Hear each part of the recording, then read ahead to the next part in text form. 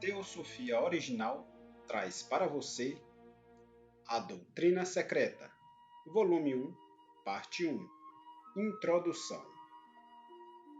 Escrito por Helena Petrovna Blavatsky.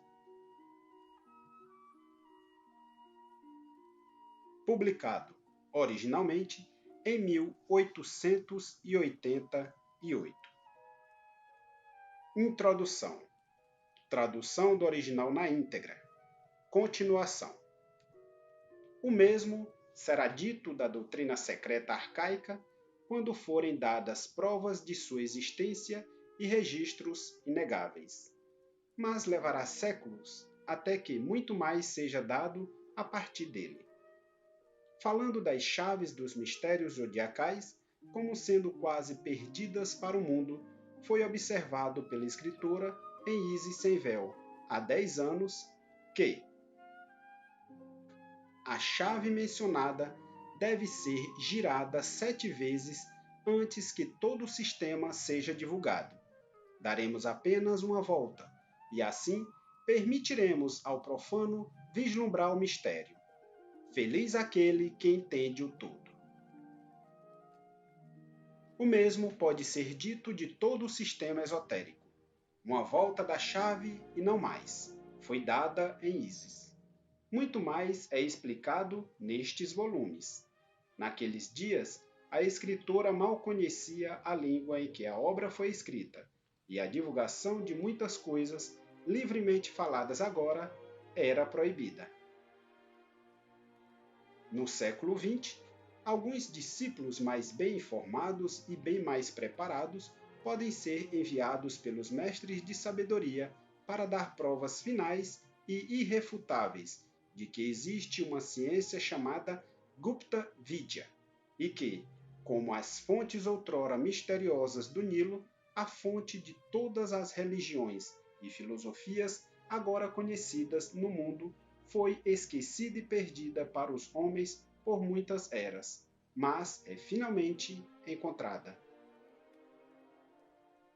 Um trabalho como esse não deve ser apresentado como um simples prefácio, mas como um volume, que daria fatos, não meras descrições, uma vez que a doutrina secreta não é um tratado ou uma série de teorias vagas, mas contém tudo o que pode ser dado ao mundo neste século. Seria pior do que inútil publicar nessas páginas mesmo aquelas porções dos ensinamentos esotéricos que agora escaparam do confinamento, a menos que a genuinidade e autenticidade da existência de tais ensinamentos tenham sido primeiramente estabelecidos. Tais declarações, como serão feitas agora, devem ser mostradas como garantidas por várias autoridades. As dos filósofos antigos, dos clássicos e até de certos pais da Igreja instruídos, alguns dos quais conheciam essas doutrinas porque as estudaram, viram e leram obras escritas sobre elas, e alguns dos quais haviam sido pessoalmente iniciados nos antigos mistérios, durante os quais as doutrinas misteriosas foram decretadas alegoricamente.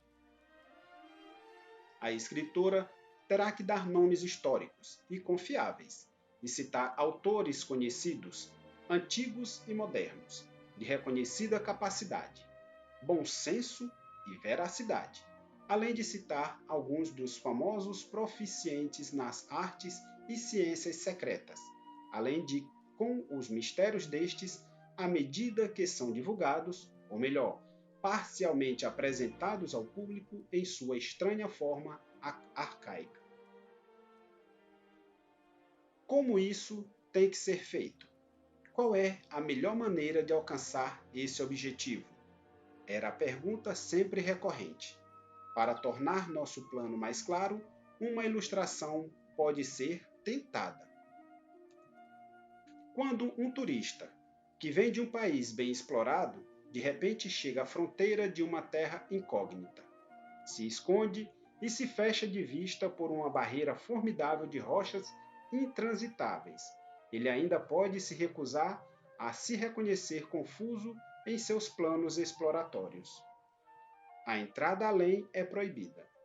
Mas, se ele não puder visitar a região misteriosa pessoalmente, ele ainda poderá encontrar um meio de examiná-la a uma distância tão curta quanto possível.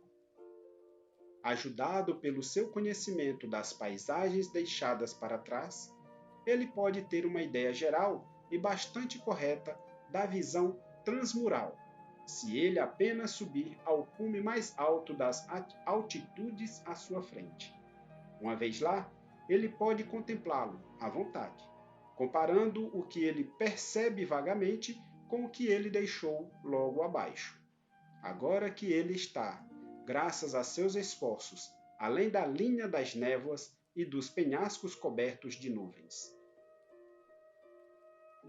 Tal ponto de observação preliminar, para aqueles que gostariam de ter uma compreensão mais correta dos mistérios dos períodos pré-arcaicos, dados nos textos, não pode ser oferecido a eles nestes 2 volumes.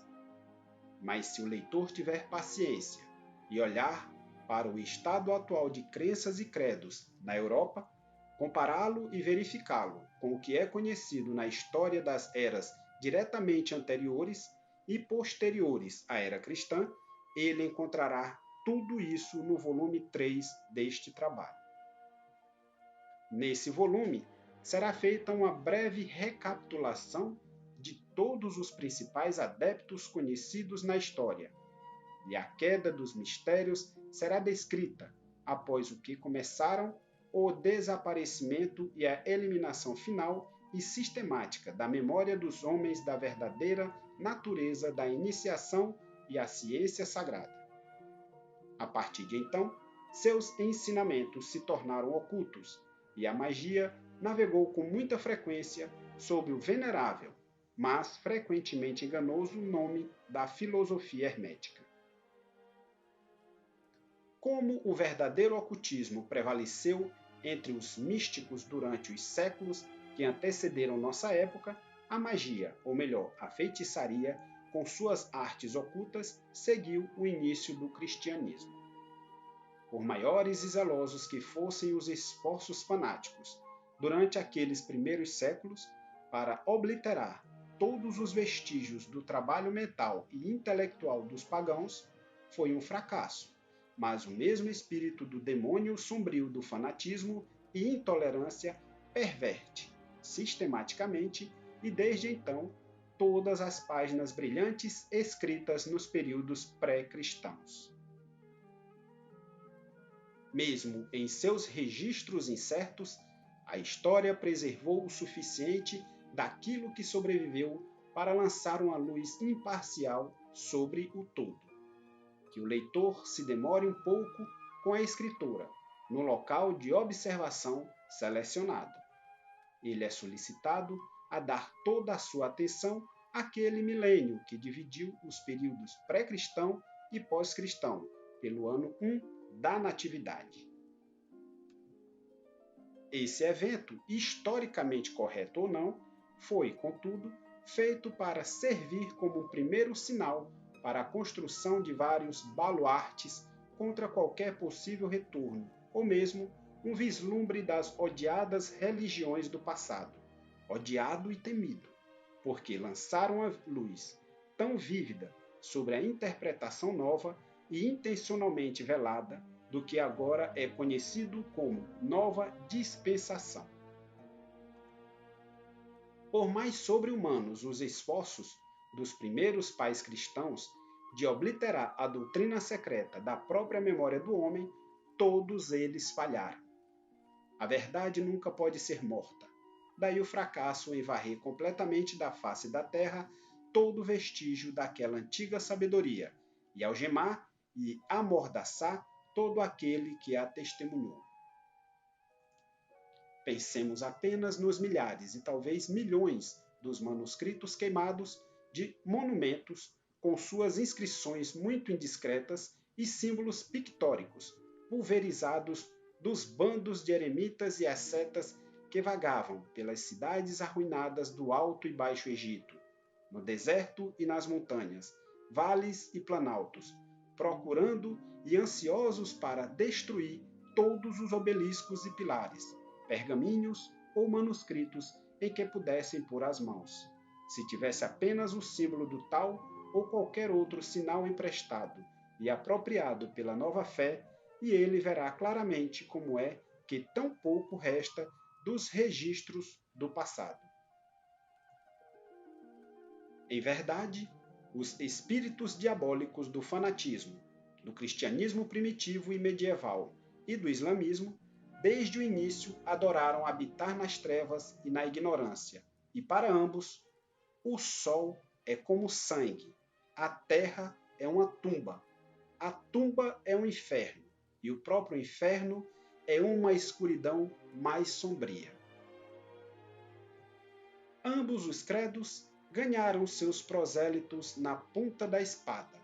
Ambos construíram suas igrejas nas hecatombes de vítimas humanas que beijam o céu.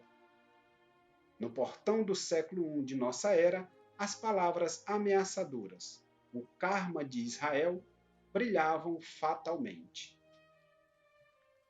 Sobre os próprios portais, o futuro vidente pode discernir outras palavras que apontarão o karma para a história astutamente inventada, para eventos propositadamente pervertidos e para grandes personagens difamados pela posteridade, desconsiderados entre os dois carros de Jagannatha, fanatismo e materialismo, um aceitando demais, o outro negando tudo. Sábio é aquele que mantém um ponto médio do ouro, que acredita na justiça eterna das coisas. Diz Feig Divan, a testemunha dos maravilhosos discursos de um pensador livre que pertence a 1000 seitas.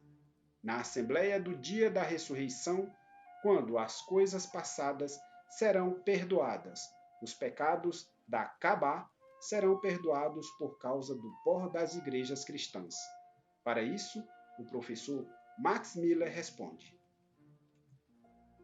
os pecados do Islã são tão inúteis quanto o pó do cristianismo. No dia da ressurreição, os muçulmanos e os cristãos verão a vaidade de suas doutrinas religiosas. Homens brigam por religião na terra. No céu, descobrirão que há apenas uma religião verdadeira, a adoração do Espírito de Deus. Em outras palavras, não há religião ou lei superior à verdade. Satya Nasti Parodharma, o lema do Maharaja de Benares, adotado pela Sociedade Teosófica. No próximo vídeo, continuaremos com a introdução do primeiro volume da Doutrina Secreta.